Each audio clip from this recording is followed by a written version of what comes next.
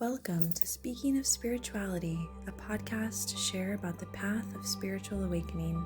I'm your host, Amelia McLean, and I am so excited to be showcasing some inspiring stories and exploring some interesting topics, all under the umbrella of spirituality. So without further ado, let's dive right in. We are live, and I'm super excited to be talking with my friend Sabrina tonight. She is an amazing astrologer, among other things. She's got so many amazing talents, and I just love listening to her talk about stuff, whatever it is she's talking about. So I'm excited to hear her talk about astrology tonight. So we are here tonight to talk about the next lunar cycle. We're coming up on a new moon on the 9th, right? 9th, 10th, depending on where you're at in the world. And I have invited Sabrina here tonight to tell us what we can expect energetically and astrologically for this next lunar cycle. A lot of people like to look at the astrology based on the calendar months, and I thought it'd be interesting to look at the lunar months instead. So what can we expect for this cycle? A lot of change. Yeah. Well, you know what's really cool about this particular lunar cycle? So if you've been paying any attention to astrology, you know that last month in January, the planet Pluto entered into the sign of Aquarius.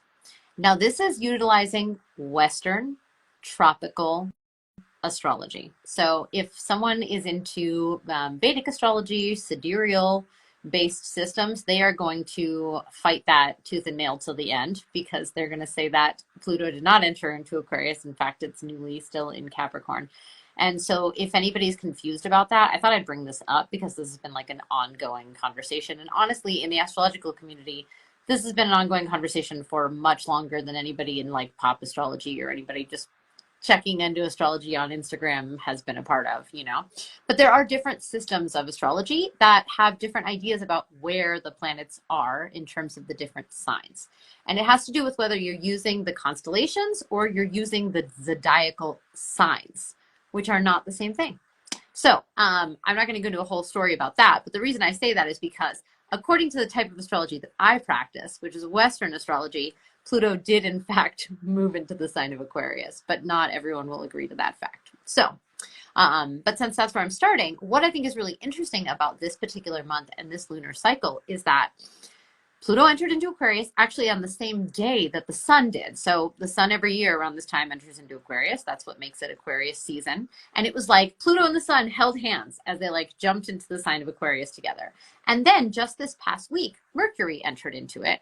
And throughout this month, we're going to have two more planets, Mars, and then shortly after that, Venus will also enter into Aquarius. But what's really cool about this is that Pluto hasn't been in Aquarius for just shy of 250 years. So this is the first time that all of these other planets that are coming and like joining Pluto, Mercury, which just did, and which literally right now is, Mars and Venus, this is the first time that they're all going to meet with Pluto in the sign of Aquarius. For the last, how many years has it been? Since 2008, Pluto was in the sign of Capricorn. And so every time that these faster moving planets like the sun and Mercury and Venus and Mars all came around and met up with Pluto, it was always in the sign of Capricorn. And so now, and for the next 20 years, every time they come around, they're going to meet up with Pluto in Aquarius. So they're meeting with a different kind of Pluto. Pluto is very different in this sign than he was in the sign of Capricorn. And so when they get together with him, they're having a very different kind of conversation. And this month is the first time that that will have happened in 250 or so years. And actually, it's also one of the biggest pileups in Aquarius that we've had in a long time. I want to say the last time there were this many planets all in Aquarius at the same time was like 1962. So you have to think about like the really like rebellious stage of the 60s and that really like super Aquarian. I mean, I wouldn't be surprised if that whole song Age of Aquarius like came out that year or something. I don't know. That would be like pretty magical if it did, but I honestly have no idea. But that was like the last time that there were quite so many planets all in Aquarius at the same time. So what is this saying? A big theme of this month is we're really getting both an initiation through Pluto as well as an intimation, like a kind of a sneak peek of coming attractions of the next 20 years of Pluto in Aquarius. And this month, it's almost like we're really getting to see it for the first time and like get a feel for like, ooh, this is what this is about. This might be what's coming, you know? And I think it's incredibly exciting, actually. Yes, it is exciting. I'm really excited to see what happens. Yeah. Do you want me to break down a little bit more about kind of the play by play? Okay, totally. So, um, I don't know how many people have been feeling this. I'd be curious if anybody wants to share anything in the comments. But the past few days, Mercury entered into Aquarius as well. And what I think is really interesting about Mercury in Aquarius is we're starting to think and communicate with the Aquarian energy now, because that's what Mercury is. Mercury is the planet that deals with our perception of reality, the way we organize information in our minds, how we communicate, how we share information. And so now that he's entered into Aquarius, which he does every year, but he came upon Pluto. And it's almost like we're having this massive transformation and restructuring in how it is that we see reality, take it in, and how we communicate about that. And also, oftentimes things come to the fore, like things that have been unearthed. This is what Pluto does, right? Pluto is like digging deep to find what is hidden, you know? And with Mercury, oftentimes messages or secrets or things that have been unspoken or truths that haven't been admitted to or owned start coming up. So people tend to start saying things in a really potent way during that kind of energy. So I don't know if that's something you've encountered. I was just thinking to myself watching the news yesterday, which is really when this like peaked. It was like Sunday and Monday. Prince Charles like came out saying he had cancer or something, which, you know, not that I care about that at all, but this idea about, you know, things coming to light, like obviously they knew that for a little while, but it was the first time it was like shared publicly, like something like a, you know, a leader who has this, I don't know if it's potentially terminal, but it has this issue, you know, kind of coming up. So that was like the revelation of something. But this is also something we're experiencing in our own personal lives, you know, in some area where we're really claiming or owning more of our Aquarian self, our future thinking, our outside the box way of being, like something about that we might be willing to own and voice in a way that we haven't before. You know, I know it's been coming through pretty strongly for me in like what I've been talking about and sharing about on my social media. But a good way to understand where a lot of the change is going to be happening for you this month has to do with finding where Aquarius is in your birth chart, because that's where most of the action is going on this month. And then I can tell you a little bit about how that's going to relate to other things. But if you have ever looked at your birth chart before, or you haven't, I highly encourage you to pull it up and say, okay, what area of my life, and that means what house, do I have Aquarius in? And that part of your life is going to undergo massive transformations over the next 20 years. But this month is like, that's where we're really going to see, okay, that's what this theme is about. So I can give you an example. I have it in my ninth house. And the ninth house is the house that deals with, among many things, expanding your mind, new opportunities for like growth through learning new things, through travel internationally. It can deal with things like publishing and teaching, taking on new courses of study. And so I have been given so many interesting invitations to travel internationally just really recently. And I'm also looking into things like publishing. All of a sudden, a lot of energy is happening in that area of my life. So wherever you have Aquarius, know that this month, that area of your life is getting majorly activated, because not only is Pluto there, and he's in there for the long haul, but all these other faster moving planets are moving through, and they're all really, they are mutually co-activating with each other with Pluto. My friend who's in the comments, Alexis just said, ladies, in the last 2 hours, I've heard about volcanic exposing expression of big things that are 1,000% transformational. I'm talking like right now, real time, so wild. Yeah, because that transit right now is happening, where it's Mercury and Pluto coming together in the sign of Aquarius. Totally. And like I said, this is almost like we're having like an awakening of how we're beginning to see reality differently than we have been seeing it during the Pluto and Capricorn era. This is kind of showing us how we're going to begin to see things and how we're going to begin to communicate in a more authentic, possibly a little bit more rebellious, progressive, freedom-oriented way that that Aquarius is inviting us into. Mm-hmm.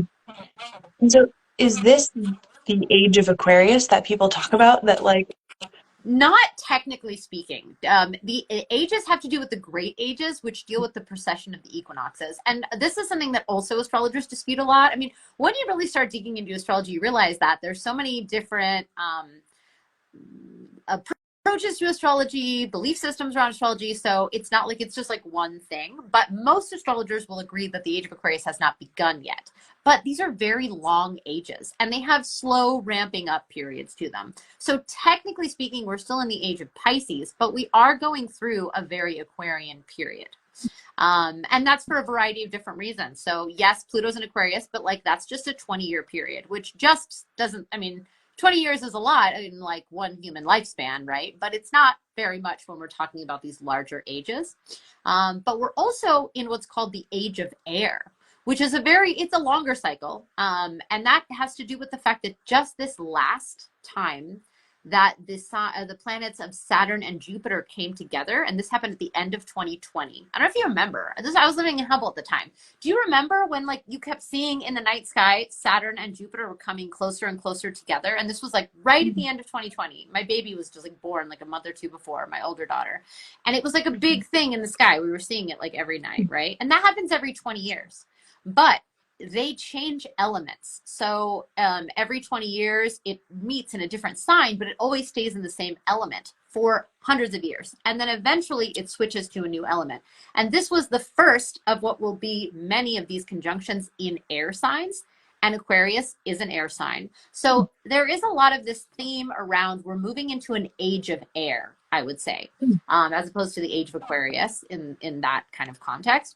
And then it'll be repeated in a couple other ways, particularly throughout this year. Once Jupiter moves into Gemini, there's just going to be a lot of air energy.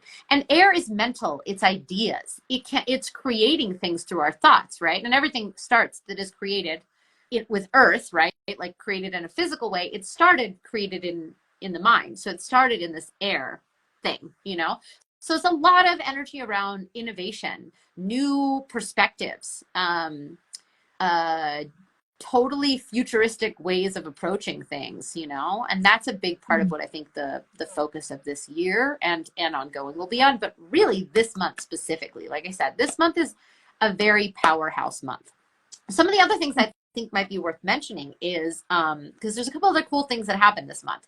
So when these planets enter in Aquarius, they're all going to square, which is a 90-degree relationship, the planets that are in the sign of Taurus, because Taurus is another fixed sign. So Aquarius is a fixed energy and Taurus is a fixed energy, and they are like 90 degrees apart from each other on the zodiac wheel. Okay. So right now we have Uranus and we have, Jupiter, both in the sign of Taurus. And they've been hanging out there for a while. And actually, they're coming closer and closer together because in April of this year, they're going to conjoin, which is that's one of the most exciting aspects of the year. That happens about every 15 or so years. And it's very kind of like breakthrough, expansive, new opportunity kind of energy. And I'm really looking forward to it. And I think everyone should be paying attention to that. But while those planets are hanging out in Taurus, all of these planets that are entering into Aquarius right now. So like I said, Pluto, the sun, and Pluto is not going to hit those yet, but the sun, Mercury, Mars, Venus, all of those that are kind of more faster moving, they're all going to ping Jupiter and Uranus in a square as they go through here. So there's this interesting dynamic happening between this new way of doing things in this air sign of Aquarius that wants to rebel, that wants to revolutionize things, that wants to be liberated in some way, with this more fixed energy of an earth sign, which is Taurus, that likes comfortability, that likes things to be, you know, an easeful transition. It's not such a big fan of change, although Uranus is there, and Uranus is very activating and awakening. But it's interesting. I think it's sort of this, what would I say? There's kind of this push-pull energy a little bit about jumping into new opportunities and change from this very mental, objective place that Aquarius can do. And then this more embodied and grounded energy of Taurus being like, okay, but how do we do that in a really like grounded, practical, long-lasting, sustainable kind of way? And I think we're going to keep having that kind of conversation a lot throughout this month. It's not like full steam ahead, jump into the new and all go. There's these other planets that are kind of trying to support us in mitigating this balance a little bit. Interesting. I'm really looking forward to your breakdown of all of the planets and what all of that means. I'm doing my best to follow along, and it is very interesting, but I will really look forward to learning more about the basics from you whenever you're ready to do that. And when is that happening, Yeah, by the way? yeah. And So that's I something appreciate you that's bringing that like, up. I yeah, haven't started talking about it yet, mostly okay. just in the DMs and in conversations with some people, but I am going to be doing like a foundationals astrology course starting in March. And I'm going to have some teasing leading up to it and like a big masterclass that I'm going to do as kind of like an invite into it. But I have had several people reach out to me. You were one, but several other people that I know personally who were like, I would really love to take, a basic astrology course from you and just learn the basics of understanding a chart, how to read a chart, whether it's a birth chart or anything else. And it's really inspired me. So I decided to go for it, and I'm going to bring my unique flavor to it, which is that I'm really passionate about the mythology behind the archetypes of both the planets and the signs. And so it's going to have a very unique storytelling vibe, because that's the way I really think about astrology, like to understand it. And I feel like if you connect to the stories and the characters, the myths that really underlie these archetypes, then you can better understand how to interpret them in a variety of different contexts. Because they're like, when you connect with the archetypes, they're almost like people, and you get to sort of know them and feel their vibe. You know what I mean? And then you can kind of imagine, like, think about your friends, and it's like, you might have two friends that you know, but they don't know each other, but you could kind of imagine what them getting together would be like if you know them. You know what I mean? And that's kind of what it's like when I say something like Pluto getting together with Mercury in the sign of Aquarius. You know what I mean? And being like, well, I wonder what that's going to be like. Well, if I know Pluto and I know Mercury and then they get together, I'm going to kind of figure what that relationship is going to be like. You know what I mean? It's a Right. cool way Yes. to explore astrology. Yeah, I need to get to know them better as friends first before I can understand more Yeah, about that. well, and they are our friends. These archetypes are us. They're alive within us, and in the ancients talk about them as the gods. But I feel like they're almost like. Actually, I had this really cool conversation with a friend the other day about how there is a theory that the way that our ancients understood the gods speaking to them, they didn't really have the same relationship to the ego that we presently do. So the voices that they were hearing inside their head, they didn't necessarily, and this is just a theory, but I find it very interesting. They didn't necessarily accept that it was like, or understand it or interpret it, I guess, as it being their own inner monologue, right? Like the thoughts that you have inside your head. They weren't like, I'm thinking this. They actually took that as the voices of the gods speaking to them. And those gods are these planetary beings. So that's like, I have this need to just like speak my truth right now and stand out and say something really individualistic and very like boundary pushing. Like that's Mercury in Aquarius telling me what to say right now, and I just open my mouth and speak. You know what I mean? As opposed to like I'm being influenced by these archetypes to say these things. It was almost like it was directly being channeled through them. And I kind of think it's both and, right? Like I don't really see either of things being separate. I think it's just like the lens that you're taking to like understand it. But I think it's a little bit of that also, Yeah, totally. That reminds me of this quote that I heard recently from a book by Florence Scovel Shinn, and I can't remember which book it was because I've been listening to a few of them on audio, but she said, you, when you're praying, you're like, it's like you're telephoning God, but when you're receiving intuitive hits, it's like God is telephoning you. Yeah. And I love that. Yeah, I totally like that. That's beautiful. And so I'm wondering, how does everything that you said about what's coming up astrologically relate to the shift that we're going through as a planet with the ascension process?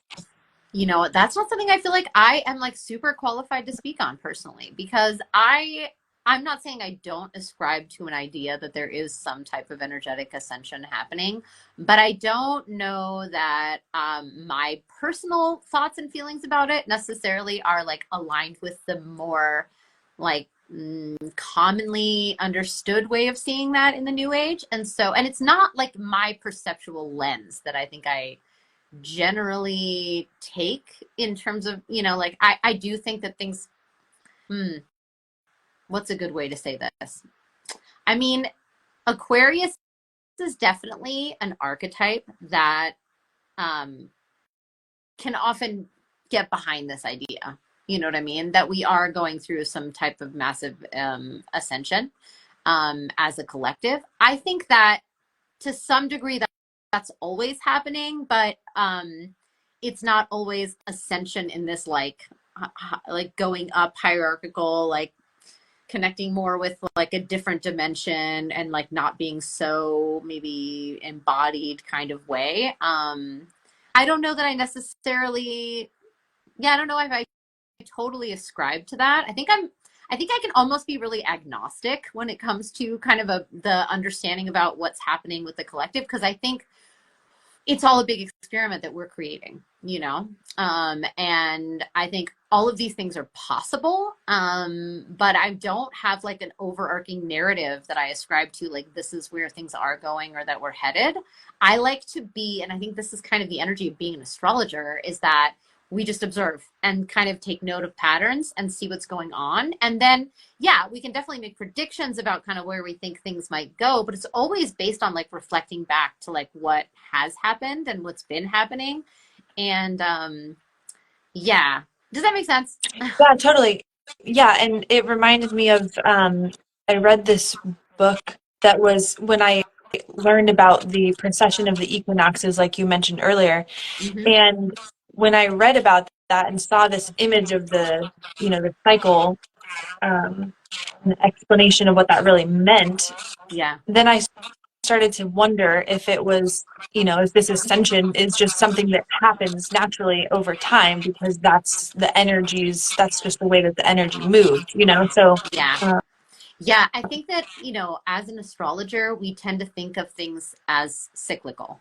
And truthfully, there is a spiraling, right? Like this Pluto being in Aquarius time is different than the last time. The last time it happened was 1777 to 1796, 8, something like that. And so that was obviously a very potent time. That was during the French Revolution and the American Revolution and the founding of the United States. And, you know, so a lot of big things happened. And I think there is like going to be similar themes coming up, but it's not like we're repeating history. It's like something new is happening. So it's cyclical, but we're not coming around to the same point we were at last time. A lot has happened since then. So it's more of this, you know, spiraling energy.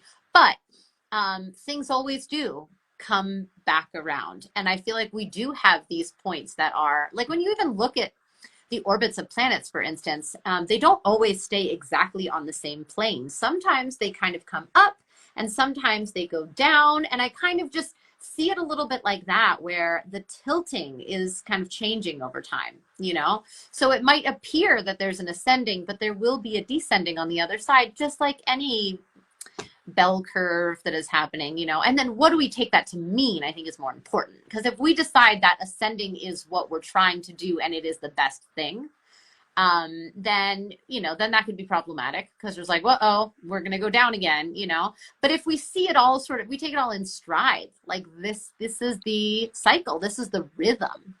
This is the, and the, and the, and the breathing and the, you know, it's like, then we get to just recognize that we're in a dance and this is the part of the dance that we happen to be incarnated for right now. And how exciting. yeah, totally.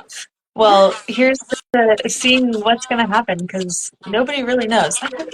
Nope. Nobody really, not even I as an astrologer really know at all. I'll tell you, astrologers are like losing their mind about like the election this year and like everybody putting in their predictions and all that, but that's later. We'll stay to this month. Let me say a couple other things though, because you know, this is focused on the lunar cycle. So this Friday is the new moon, and the new moon is in the sign of Aquarius, because of course, this is what we're talking about right now, you know? So the moon's going to come through and activate all that too. So I do feel like this being the first new moon in Aquarius since the entrance of Pluto in Aquarius, I think we're really seeing the seeds being planted.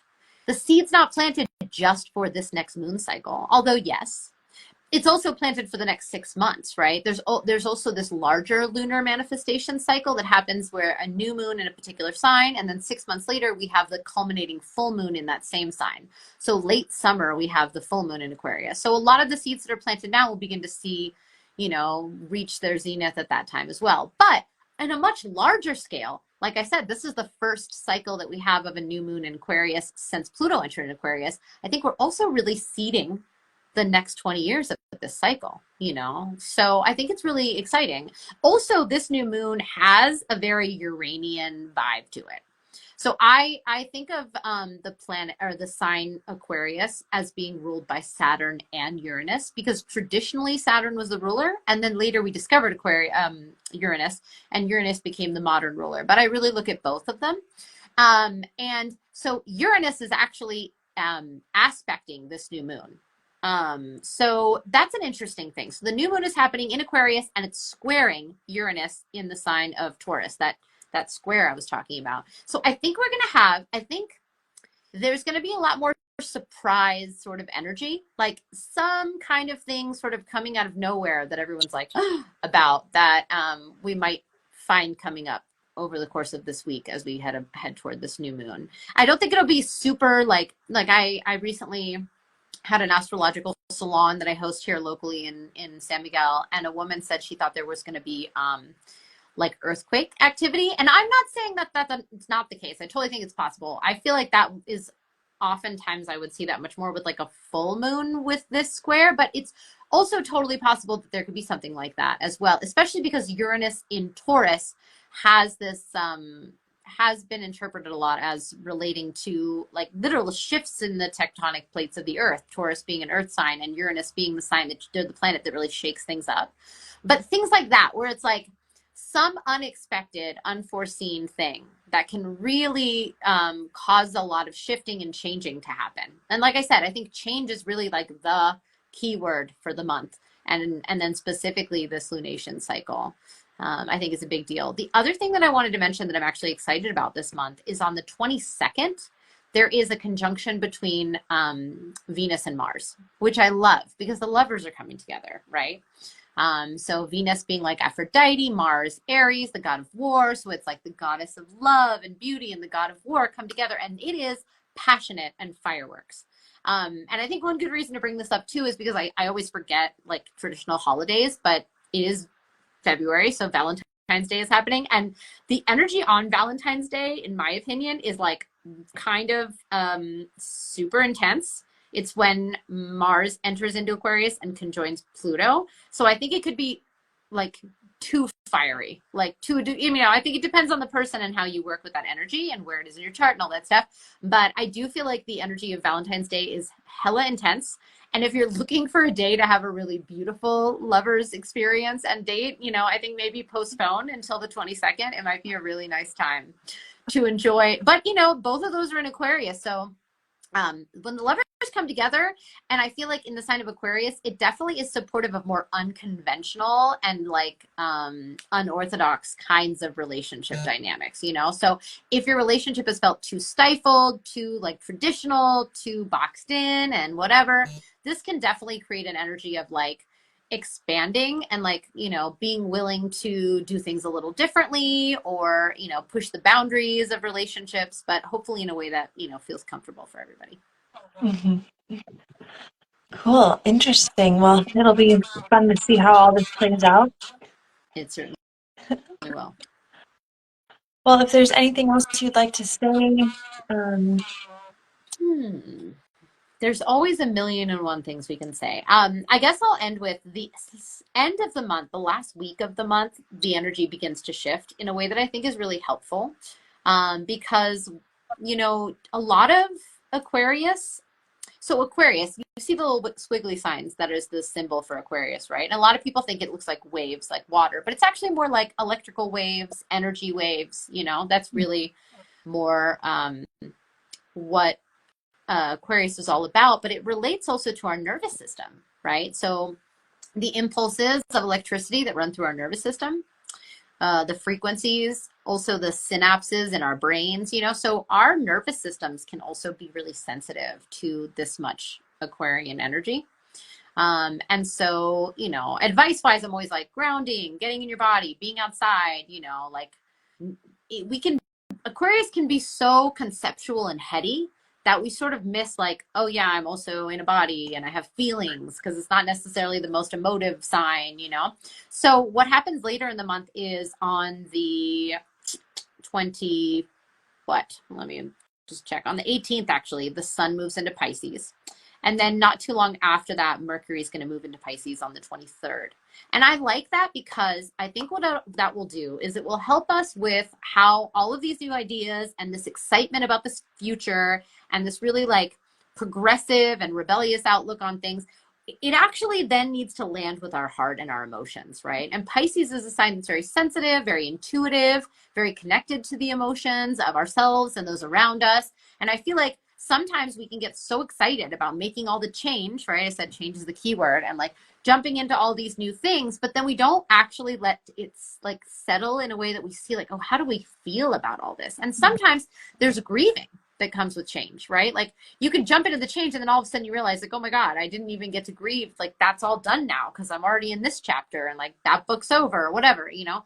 So I feel like when we move into Pisces, there might be a moment of like needing to kind of reacclimate our hearts and our emotional nature, you know, to this new reality and maybe grieve some things that we have let go of in the process of evolving into this new state. You know, it's like we're doing this upgrade and then all of a sudden we're like, oh, I kind of missed like that old version, you know, and like, what do we have to do to like love that up, make peace with it, and like be present? I think just really be present with the, you know, the toll, but also the lived, you know, heartfelt experience of going through this much transformation, you know, and how we really have to take the time to integrate it and make deeper meaning of it, you know, in a place that's not just up here, but that like really lives in our hearts too.